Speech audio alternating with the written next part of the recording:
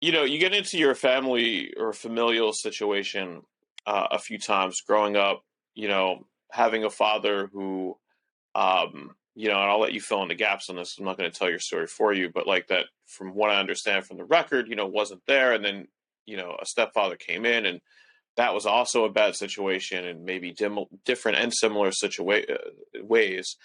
I also know, and I don't know how much you mentioned this on the record, but I think maybe you've mentioned it in different places or wherever on other songs. But you come from obviously a Latino background, but also a mixed background, and I wonder, like just to get sort of the story of you know sort of like what you're talking about in Hell's Mosh Pit in particular, with the two fathers cycling in and out, but also how the nature of, if at all, it played a factor, like the nature of like the mixed race relationship, like played a role in any of that outcome that you hear on Hell's Mosh Pit. 100% it does.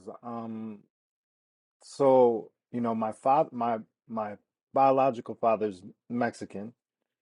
Um, he's an immigrant from Mexico. He immigrated here early uh, in his younger years. Met my mom, and um, they had me and my brother. He was physically abusive to her and to me, and he was an alcoholic. So that played a lot into, what kind of person he was at the time. Um, so, and being a disabled person, he didn't understand, um, what that meant. I Mm. don't think, because I remember there'd be times when, when I was younger, I'd trip and I'd fall and he'd get upset. Um, I just, so for him, I think it was just, he wanted a quote unquote like normal son. And, because firstborn boys are a huge deal in Mexican families. Because we're, Mm. the idea is like, you're going to be the one that's going to carry the legacy forward, and you're going to carry the name forward. And, uh, you're going to take the baton and Right. do everything that I couldn't do.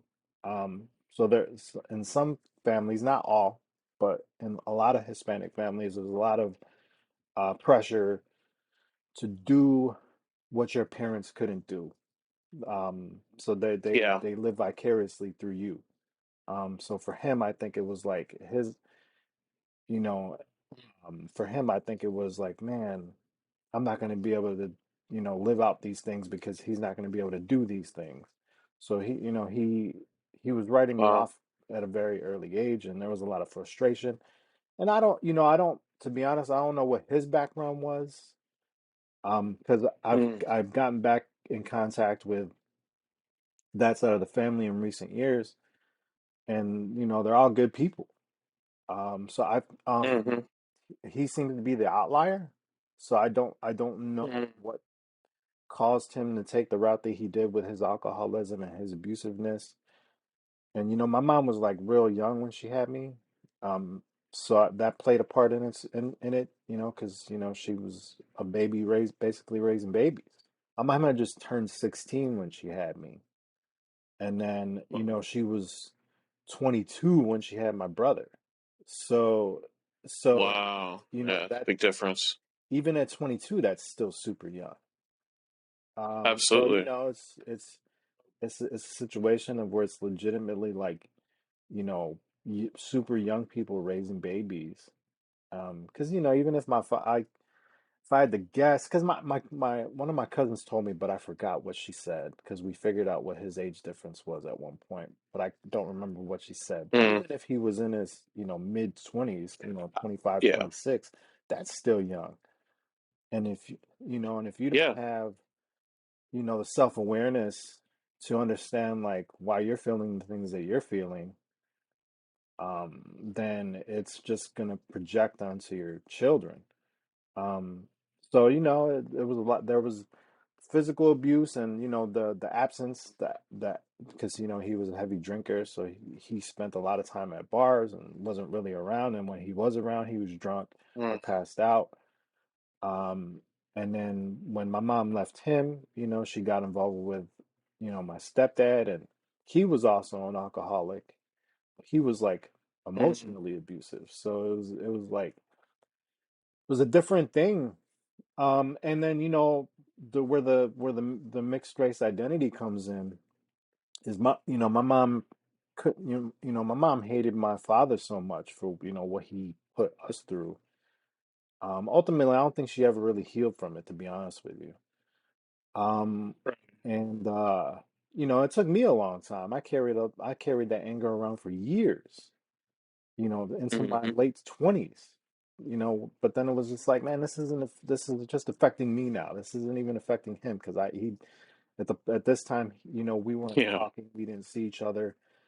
So I'm like, it doesn't, it's not affecting him. It's just affecting me now. I gotta let this go. So just at some point, I just let it go.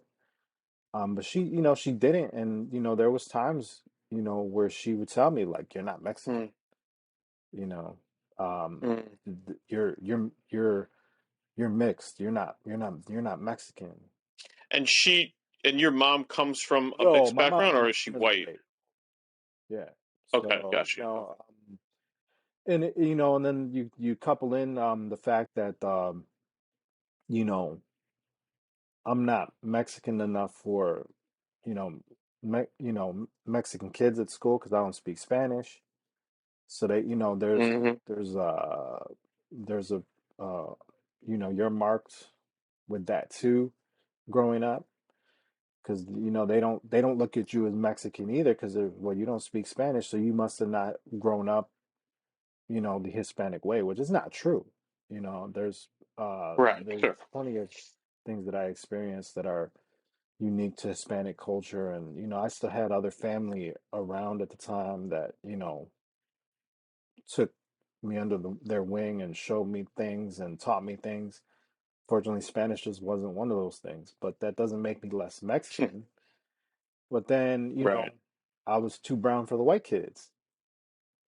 So, Hmm. and at that time, we had just moved to the suburbs, so then Right. it was weird because where I grew up in Chicago, it was all black kids.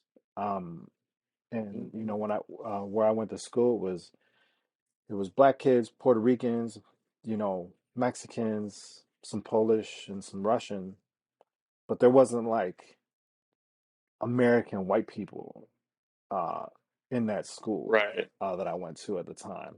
At least none that I remember coming across. So by the time I got to the suburbs, um towards the end of high school, it was like culture shock because, you know, I have white family, but they're not like typical, stereotypical like white bread, all American, Right. white people. They're people that grew up around, Hmm. you know, different backgrounds and things like that. They're along the lines of like what you are.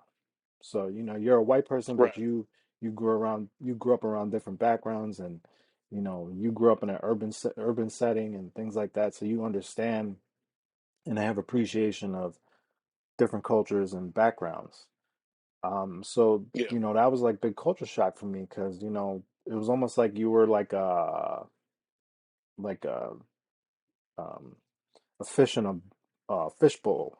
People would stare at you and ask you crazy questions and Yeah. like, "Oh, you're from Chicago? Like, did you ever?" And then plus, with not understanding like what my disability was, people would make assumptions that I was shot and like I had a guy. I had a I guy remember tell that. me that, like, "Oh, you were shot." Like, no, I wasn't. This is what it is. No, no, no, you were shot. Like, and he just would not take Yeah. the real answer as the answer. So, you deal with stuff like that. Wow. And so for a long time growing up, I didn't know where I fit in, So it's Hmm. rap music really helped me kind of find a place uh to be accepted, um, which I'm super thankful for. because I couldn't Yeah. imagine not having that outlet, because it allowed me to like write things in a safe space and not, feel judged. And then, when I started, recording and, doing shows, like that became like my armor, like I, I wasn't, when I was performing or recording or making music, I wasn't like a mixed race kid that didn't have a place. I wasn't a disabled person. Like it was like, I'm doing something that Mm. not a lot of people can do at a high level. Right.